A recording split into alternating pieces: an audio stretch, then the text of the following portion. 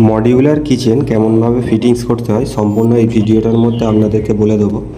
তো এই টেবিলটা দেখতে পাচ্ছেন বন্ধুরা, ব্ল্যাক স্টোনের ওপরে গ্রেনাইট দেওয়া হচ্ছে।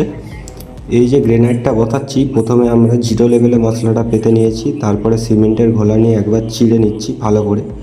এই চিড়ার কারণ হচ্ছে পরের বারে ঘোলাটা দেওয়ার সময় পুরো নিচে পর্যন্ত ঘোলাটা যাবে আর কামড়টা ভালো নেবে, সেই কারণেই আমরা চিড়ে ঘোলা দিয়ে থাকি দ্বিতীয়বার করে।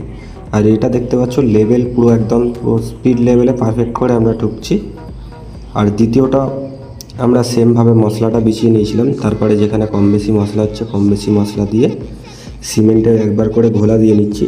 ঘোলা দিয়ে কিন্তু আমরা আবারও ছিঁড়ে নেব, কেন ছিঁড়ে নিয়ে পরে আমরা আরেকবার করে ঘোলা দিয়ে থাকি যাতে মশলার ভিতর পর্যন্ত ঘোলাটা চলে যায় আর মজুদটা আরও ভালো বেশি হয়।